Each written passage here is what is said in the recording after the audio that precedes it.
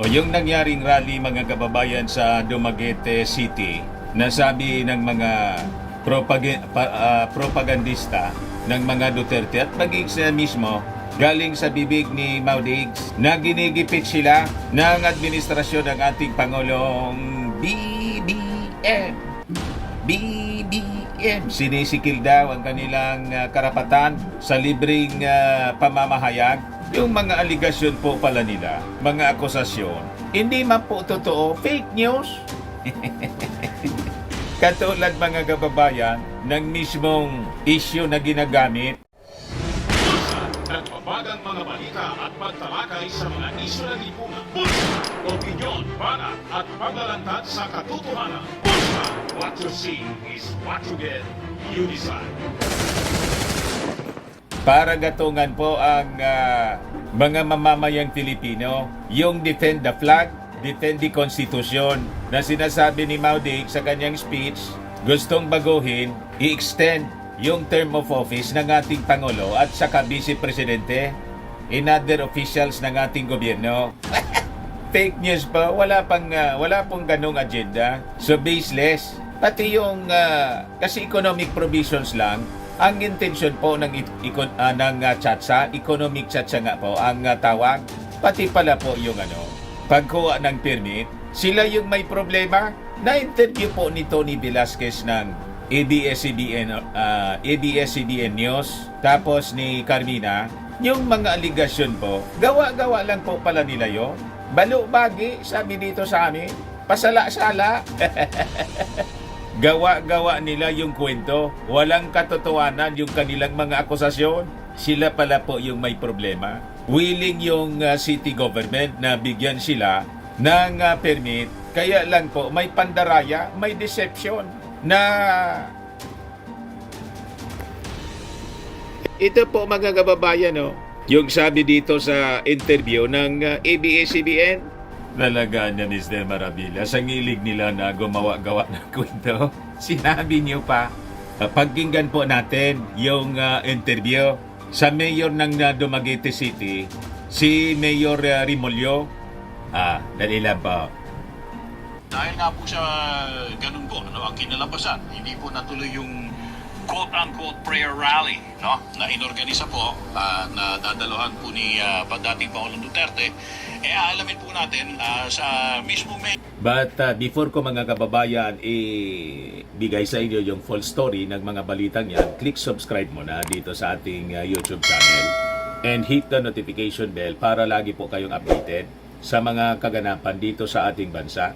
Like and share na rin po ninyo ng ating video. At huwag na rin po ninyo na skip yung ating mga commercial ads para tuloy-tuloy lang ang pag-unlad ng bagong Pilipinas. Sa mga naganap ng malinis and spacious fitness gym, pumunta na lang po kayo sa aming Colossal Fitness Gym. We also offer Grab car rental with our brand new 2023 model ng Toyota Innova. We also accept booking for those who are planning to travel via PAL, Cebu Pacific and other airline companies, local and international, and Meralco Bills, Aleco Bills, PLDT, etc. Ang Colossal Fitness Gym is located at 3rd floor Security Bank Building, Lanco Business Park, Legazpi City, Albay. For inquiries, look for Gilon Maravillas. Contact number 0966-802-0949. Lagi na pong matao sa amin. Na-set up na rin yung aming mga bagong gym equipments. May treadmill na rin po kami. Ito naman po yung bago naming product na binibenta online. Eye Glow Serum, whitening po siya. Tingnan ninyo yung epekto sa aking anak na architect before and now. Yung mga inquiries po ninyo, dumiretso na lang kayo sa kanyang Facebook account, Riz Maravillas. Ito naman po, Firmax Firming and Lifting Cream, pinapahid po sa mga pulses and affected area. Mainam po siya sa mga pains, mga paninigas na mga kaso-kasuan. Pinapahid-pahid lang po siya sa mga pulses. Ito naman po, Automax Radiant Serum. Sa mukha naman yung application. Anti-aging po siya. You will look 10 years younger than your age. Sa mga cancer patients naman po, baka lang gusto ninyo itong itry. Ningxia Red Mix Fruit Drink. Hindi man po siya gamot, food supplement siya. Kaya lang, gawa siya mga kababayan sa goji berry. yung goji berry may anti-cancer properties. Yung mga inquiries po ninyo, dumiretso na lang kayo sa aming messenger sa Facebook para masagot namin agad. Ayos pa? Ayos na ayos niya, Mr. Maravillas. Mayor po, no? Nandun Dumaguete, si Mayor Remolyo, kung anong tawag ba dito? Kung yung pong dahilan o desisyon nila na wag pong bigyan ng permit, ay bunsod po ba talaga ng kakapusan ng oras para makapaghanda, di ba, ng karampatang seguridad dahil po sa may dadalo na dating Pangulo dito sa okasyong ito. Makakapiling po natin ngayong hapon via Zoom! Si Mayor Felipe Remolyo Yan. ng Dumaguete Felipe City. Remolyo. Mayor, gandang hapon po, Tony and Casey. Yan. Magandang hapon Madali lang po. po, Tony and Carmina. Oh, yes. Magandang hapon naman sa mga Siya po, nanonood ngayong programa ninyo. Opo. Yung Remolyo po ay M-O-L-L-O, ha? Yes po. Iba yung Remolyo na DOJ. Opo. Yeah. Nag-joke-joke muna. Dinidistinguish ninyo We no? should differentiate. Kasi Bisaya ako Remolyo. Ituloy natin. Meron po ba silang binigay na indikasyon na si Pangulong Duterte pala ang pupunta? Hindi ganito ho yan. Yung lugar namin sa Dumaguete, yung Pantawan, it is a public park na ay very conducive to all kinds of activities, including prayer rallies. No? Okay. We could say that twice a month, merong mga applications dyan for prayer rallies na different denominations, different religions. Yeah. So, it is just when yung nag-apply ng isang Reverend or Pastor Ed Samson ng prayer rally, Sure. hindi niya in-indicate na may mga bisita ng mga national officials and a former president at that. No? It was given to him. Kita mo? May deception po, may pandaraya, itinago po nila. At saka, mga kababayan, prayer rally, yun pala po, hindi man prayer rally, kundi political rally. So, ang inihingi na permit is for prayer rally. Na-discover ng city, hindi man prayer rally. At sabi nga po, in the course of interview ni Tony Velasquez, nang panoorin mga kababayan nila yung isinagawang rally doon, kasi itinuloy pa rin. Doon na po sa Freedom Park ginawa. Sa province na po, hindi pag-aari ng city government ng Dumaguete. Wala man pong ginawang prayer po. Walang nag-pray. Walang prayer. Ang marinig mo doon, pagmumura. Political rally. Mga kababayan, sabi mismo ni Remolyo, ni Mayor Remolyo. So, pinagluloko sila ng coordinator. Reverend pa naman. Pastor. Yung pastor nagpapagamit po sa politika ni Maudigs. To him, as a matter of course, by our city administrator. Now, Yeah. let it be emphasized that yung kung magagrant kami ng Permit. a part of the procedure, no?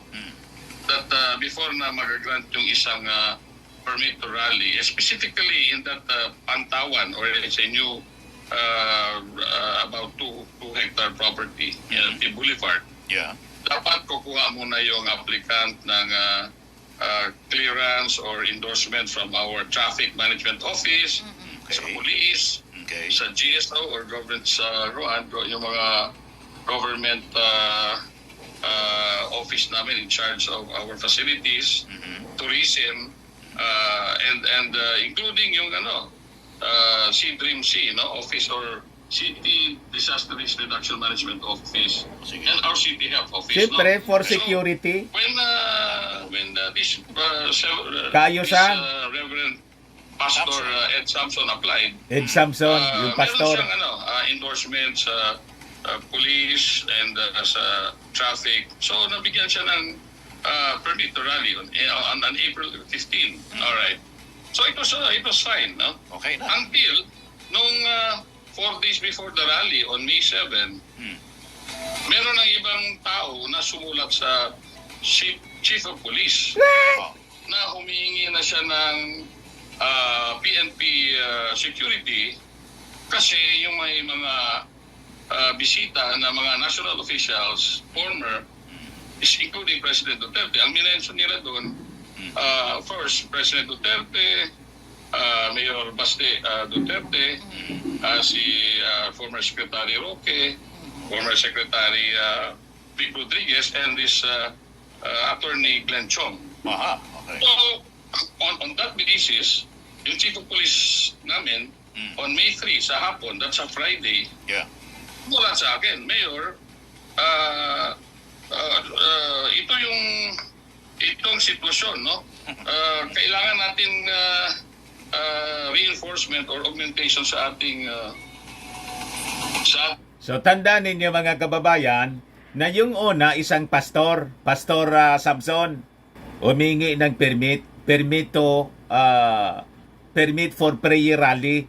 Ang susunod nang ibinigay, grinant yung permit, may pumunta mga kababayan sa Office of the Mayor, kay Mayor Remolyo, iba naman po, ibang tao na naman, at humingi ng security, mga kababayan, kasi pupunta daw mga kilalang tao. ating police dahil the magnitude perhaps of the participants or rallies, especially yung nature ng rally ngayon, kasi hindi na talaga prayer rally ito kasi You see? knowing these personages, Yeah. it is now Political it has been- rally. the intention is a political rally. Yeah. So ginagamit nila po ang prayer rally na ang totoong intention is political rally. At ang pinakang totoong intention is power grab. Destabilization in power grab po. Kita ninyo? So there is deception. Well, legitimate naman ang political rally, but from day one, nung nag-apply ito si Reverend Samson, Ito sa prayer rally. talaga, prayer rally. So, Correct. dapat mag-ingat tayo, especially na dito sa place na paggagawa ng rally, Yeah. yung mga, every time na mayroong activity dyan, hindi lang rally, really prayer rally, concerts, Yeah. meron talaga kaming coordination meeting. So, nag-iingat sila, mga kababayan. Alam nila kung ano yung nasa likod. At nakakaintindi po ito si Mayor Remolyo. Kasi po, abogado siya. Malawak ang kanyang pagkaunawa. At then, siyempre, ang mandato nila, mga kababayan, is to preserve peace in order sa kanilang community. Sa obligasyon niya yun mandato niya yun. With the Yeah. city and provincial police, including the region kung dami yung participants. Okay. In fact, noong of late, no, we hosted about 6,000 to 8,000 members of the Brotherhood of Masons in the same venue. Oh. And it took us 2 months to Wow. get an augmentation, months, ah. augmentation sa police. You see? And hindi lang yun, ha? It's not as simple as security, but kami on our part, very thorough kami, no? Una, Ura-urada sila security, nag-install kami ng mga portalets, Yeah. portalets. So hindi lang po security, so yung sanitation, siyempre, pinangangalagaan, kung saan-saan yan iihi. Di ba? At yung pinakang importante, yung security. So kailangan nila, mga kababayan, ng tamang panahon. Gusto nila ura-urada. At ang problema pa, yung permit na hiningi nila is prayer rally. The intention is not to pray. Kasi nga po, political rally pala. So, mali sa permit. You see? Barricades just to protect the participants. First aid. First aid, ambulance, yung mga city disaster risk reduction management people. Yeah. Overtime namin yan, for free. Wala kaming hinihingi na pera So dyan. kinapos, in short, Mayor, kinapos kayo sa oras dahil masyado nang Precisely. bitin yung oras na binigay para makapag-prepare kayo kaya hindi nyo na lang pinatuloy. Pero Mga abusado po. Very demanding po.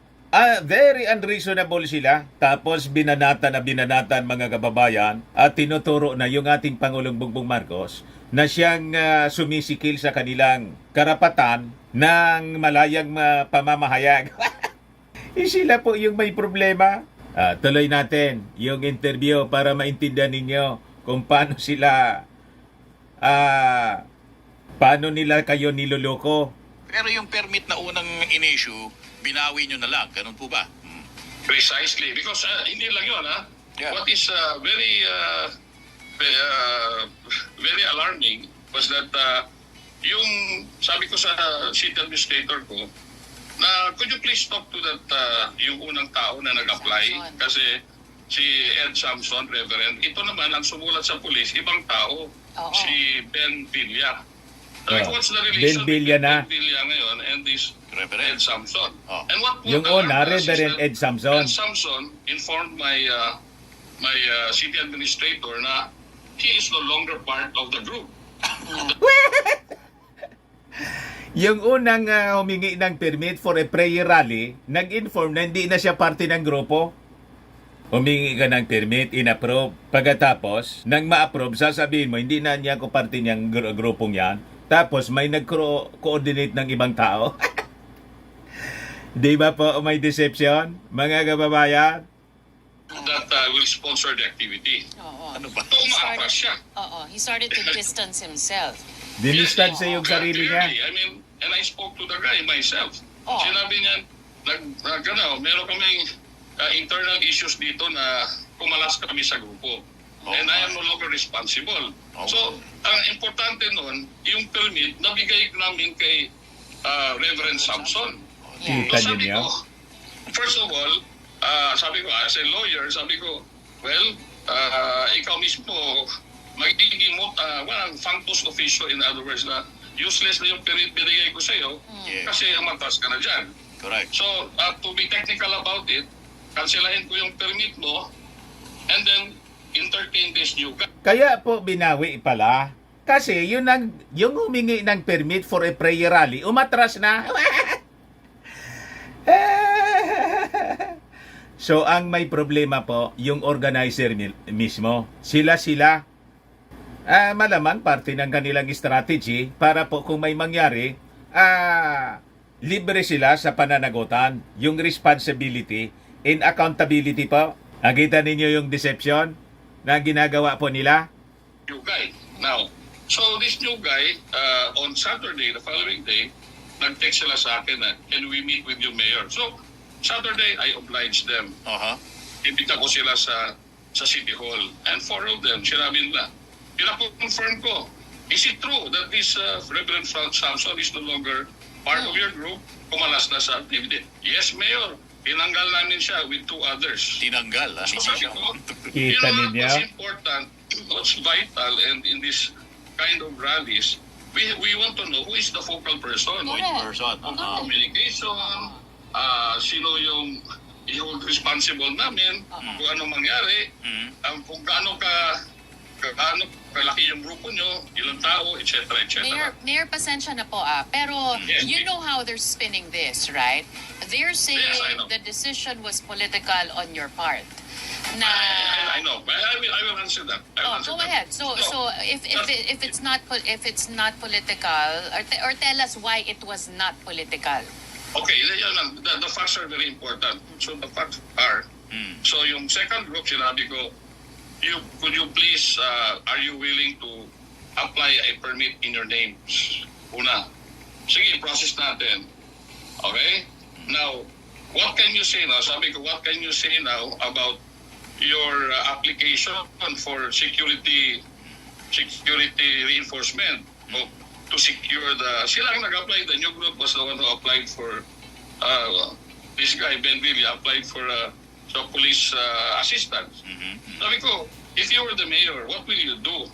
The police says, hindi namin, given the 4 days before the event, magkailangan pa namin ng coordination meeting. Itong ibang mga activities namin, the real Kita ninyo kung gaano sila kasinungaling?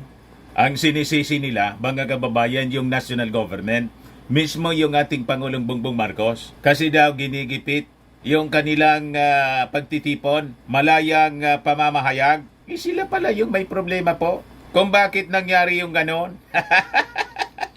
Talaga niya, Mr. Maravilla. Sanay sila sa paggawa-gawa ng kwento. Prayer Rally mismo, kailangan nagko-coordination meeting kami. Ito ngayon politically charged na ito. But we're willing to accommodate you. So sabi ko, you choose. Are you willing to apply? For in your names na ngayon kasi umatas na yung isa. Sabi. Hindi nila, ayaw nilang mag-apply. Kita mo, ayaw mag-apply po. Ngayon ang tanong, sino yung mananagot?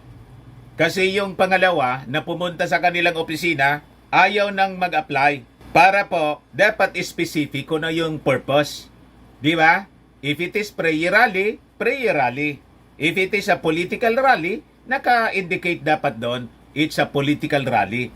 Sa kanilang application, ayaw nang pumirma.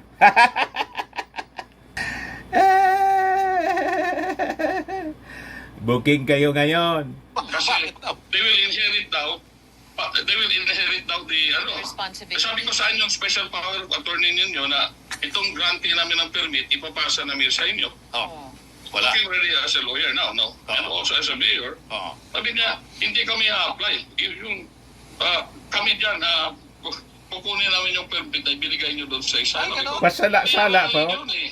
Itong sinasabi nyo, mas politically charged ito. Ay, So, pangalawa, are you willing to make an undertaking that if anything happens, you are the ones responsible? Ayaw din nila. Okay. Kita ninyo, in case daw may mangyari, tinanong nila kung, tinalong ni Mayor Remolyo kung handa sila na managot to take responsibility. Ayaw. Kung ikaw ang mayor, abogado yan papayag ka sa ganon. Sila yung may pangangailangan, humihingi ng permit, pero ayaw mag-take ng responsibility in case may mangyari pong masama. Talagaan niya, Mr. Maravillas, mga abusado. Mga abusado po at spoiled brat. Mga masyadong entitled sila sa kanilang mga sarili. Spoiled. Sanay sila sa paghahari-arian, mga kababayan kasi. So, ano magagawa ko? Ang sinabi ko na lang na okay, well, we are friends. May isa doon, dalawa doon na kilala ko. Sabi ko, okay, can we now, ang advice ko sa inyo, reset it. Reset it and coordinate with our office. Yung iba-ibang agencies. Our office. Isa So that you know, ito pang sinulat ko ata ay pinasulat ko sa... Okay, sinabi natin that's the most prudent thing to do. So, hindi sila pinipigilan. Dapat dumaan sa tamang proseso. Walang sumisikil sa kanilang malayang pamamahayag. The freedom of expression. So, mali yung mga sinasabi po ni Maudig sa kanyang sa kanyang speech. Fake news po lahat, mga kababayan. Ay, hindi Sabi ko, you inform your visitors para hindi kayo mapahiya. And then hindi tayo ma-embarrass. And I know most of the guests and kaibigan ko rin sila. So nag-advise pa si Mayor, inform mo niya sa yung mga guests referring to Maudigs and company para hindi naman niya kayo mapahiya. Kasi kailangan dumaan sa tamang proseso ang permit. I-reset na lang niya ninyo para mabigyan kami ng tamang panahon din sa preparations, sa security and everything. So very reasonable po si Mayor Remulla, at saka hindi man po ito BBM. Ang ibinoto na daw niya, kinampanya, si Lenlen. Inaakusa kasi daw ni Harimau na kasiyan niya, kaklase yan ni Lisa Marcos. Wala niyang ganun. Hindi nga niya ako bumoto kay Bongbong Marcos kasi kinampanya ko Leni Robredo. Pero anya, si Mayor, normal yon sa mga local officials. Pag kung sinong nanalong Pangulo, Ayun ang dapat na sinusupport natin. Yan po ang paliwanag ni Rimulya. Okay. Rimulyo. Na because of internal squabble, madadamay kami dito na they might think that they're not welcome. They're welcome. Alright? Welcome But, man kayo. the Welcome point is, sila. hindi kami prepared on Tuesday. But they Kasi went ahead Sabado, with it. nagbi-meeting.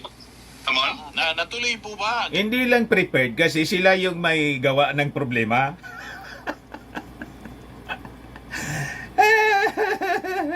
Ginawa din yung rally pero sa ibang lugar na lang po. Yes, ganito yung nangyari. So, ganito. So, sinabi nila, maghanap na lang kami ng ibang lugar. Okay. So, ganun. So, may mga announcement na sila. Parang sinabi nila, nirevoke ko daw yung permit, kinancel namin ang permit para kay Ed Samson. Okay? Yeah. Pero sila, mag-apply kayo ulit. So, sinabi nila, nasa Freedom Park na lang daw sila. The Freedom Park, it's not the property of the city, but exclusive property of the provincial government. Okay. So, nandun na sila. Okay. Sabi ko, so everybody, they were already announcing sa social media na Freedom Park sila. Now, less than 24 hours from last night, or on May 6 at 5:09, May 6, the day before, wala na sanang trabaho, but nag-overtime ako dito. Sumulat na naman sila. Mayor, pwede kami mag-apply naman dito. Sa Freedom Park. Mag-apply, merong sulat ako. Another, yung same group na, itong grupo na bago siya. Tama ka, Mayor, mag-apply na kami, please, granta. Sabi ko, hindi na nila ako nakausap kasi natanggap ko na lang sa office ko na meron silang re-application. Now, if you apply, okay, for a permit, at the same venue, sinabi ko sa sarili ko, then they have to process. Madali lang. Pupunta na kailangan sila sa police, Correct. sa traffic. Ang sabi ng police ko, kung hindi nga natin kaya for this before, 1 day pa. lalo na itong less than 24 hours. Kita mo na. Doesn't make sense. Tama. Pero napapalaya kasi ang Hindi anya, no? Nag-reapply sila. Gahol nang masyado sa panahon. Hindi anya, sabi ng pulisya daw, hindi nga anya natin kaya for 1 week. Pagkatapos, days na lang ito. A day before na nga lang kasi May 6 na, May 7 yon, di ba? So yun pala mga kababayan yung nangyari. local organizers without, with due respect to our guests, no, the visitors who came all the way from different places that came here. Okay. Talaga yun talaga nangyari na napahiya ata sila sa mga guests nila, pinuloy na nila. But then here, sorry to cut you there. Sorry to cut you there, Mayor. But I don't know if you heard it. Yes, please. Yes, please. But I watched the rally on YouTube last night, no? Ang sinasabi nila, hindi naman daw nila kailangan ng permit. Kaya yun nga ang sinabi. Dahil- Freedom Park daw. Ang konstitusyon mismo ang kanilang permit, Mayor. Okay. Yeah, okay. Masyadong I'll entitled answer po. that. Meron kaming Freedom Park na sa province, hindi sa akin, hindi sa city. They thought that because it was established as a Freedom Park, they don't need the mayor's permit, but they need a permission from the governor or the provincial administrator kung available ba yung lugar. So may permiso pa rin, but hindi na yung permit to rally. That's true. So hindi naman sila humingi sa akin permit to rally at Freedom Park. Humingi sila permit sa akin doon sa city's facility Yeah. na hindi naman ang prognosis nila. So I thought, napupunta din sila doon sa Freedom Park. Pumunta sila and hindi sila doon sila sa periphery lang, hindi sila talaga Yeah. nag-rally doon, nag-media, kuha na sila, conference or what not. And nagmarcha sila dito sa city's Quezon Park Ayun. na in-accommodate naman namin. Okay? Maski walang permiso, pumunta lang sila dito, sinabot ko na lang sa whatever. Kita mo na, in-accommodate din mga kababayan kahit walang permiso. So wala pong paninikil. Willing naman sila na pagbigyan basta't dumaan sa tamang proseso. Sabi po ni Mayor Rimulyo mismo. Forces that we have, limited. O sige, Basta peaceful sila. Okay. At tinatawag ko ngayong ambush rally eh. Pagpunta nila doon, sige. Flash, They have their own stage. Flash mob. Flash mob. Flash, ano yung flash? Yung mga Flash mob? Flash mob, Yeah. Flash mob. Yeah. Nandun sa mga malls. Ambush diba? rally na Ito lang. yan, okay, parang ambush rally. Sige, pabayaan mo. Make sure that everyone's safe. Yeah, that's Whatever forces. that we Sinecure have. pa rin po ng mga authorities yung available lang po doon kasi hindi mapigilan, nanggigigil, gusto nang iupo si Inday. Si Harimaw nga, si Glenn Chong po, ayaw nang i-recognize yung ating Pangulong BBM. Pinare-resign at ang rightful president daw. Sabi ni Harimaw, ang totoong dapat na presidente si Inday. Ganon katindi, mga kababayan, ang mga taong ito. Anyway, I'm also thankful na peaceful naman ang rally nila. Sige. Ayaw sumunod sa batas. Napakalinaw po na ang pinili ng ating Ka-unitive sila eh. Na pinili ng ating mga mamamayang Filipino na Pangulo, ang ating Pangulong BBM, dahil lang po sa confidential funds, nag-away-away. At nagmamadali mga kababayan kasi yung Sword of Damocles, yung ICC, yung warrant of arrest, si Trillanes kasi, si daldal ni Trillanes, tinatakot po. Taranta sila ngayon. Gusto nang sakmalin yung ating Pangulo para iupo si Inday. At hindi mangyaring makapasok yung ICC. At saka para hindi mabulgar po yung pinasok na kompromiso kay Xi Jinping. Di ba, mga kababayan? Although it was not the rally that they hoped for because yung lugar na nagrally sila, it's Quezon Park. Yeah. If I can show you here, ang liit-liit na lugar na maybe less than malaki na yung 1,000 eh. And then because of Yung mga tao daw doon, mga 1,000 lang. Tapos sinasabi nila, ang dami-dami daw. Mga kababayan, talagang mga sinungaling po. confusion because they intended to, sinabi ko, ilang taong gusto nyo, ang plano nyo, mga 20,000. 20,000 daw yung expected nila. Sabutin pa nila sa buong probinsya. Mga 1,000 lang yung dumating.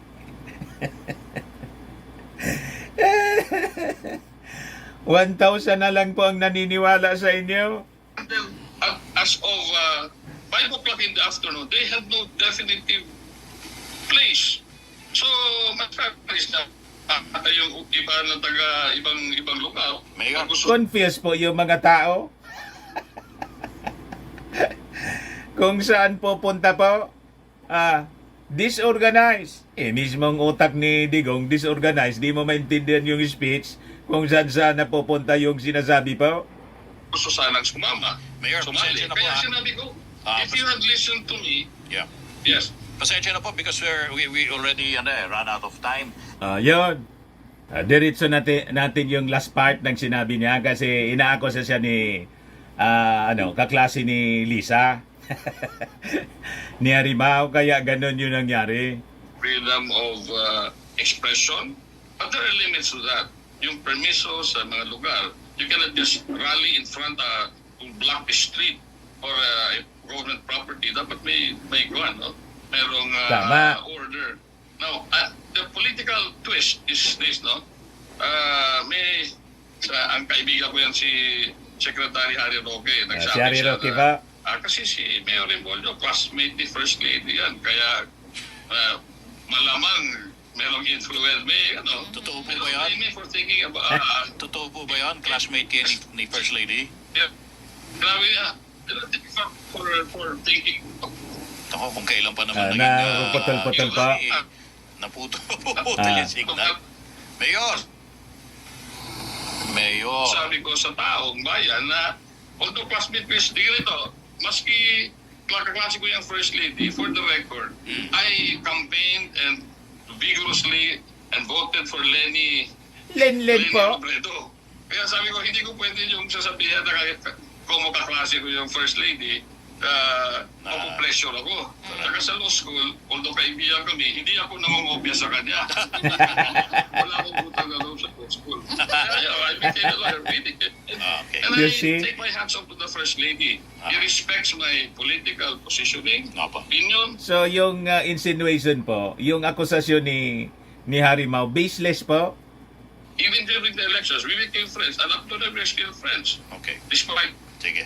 the fact that I was for Rene Robredo. And I told, and I'm also happy for some of the groups of, groupmates of, the advisors of President Duterte. Sinabi ko, Mr. President, sa kanila, from the time that Duterte took his oath of office as president, up to the time that he stepped down, I supported him. This was Oh, supported niya. that I voted and campaigned for Marojas. Yeah. Kahit Marojas siya? Whoever is sitting president, every local government official should support and the programs because he's our elected president. Okay. And even told my friends there, baka naman premature yung mga rallies ninyo.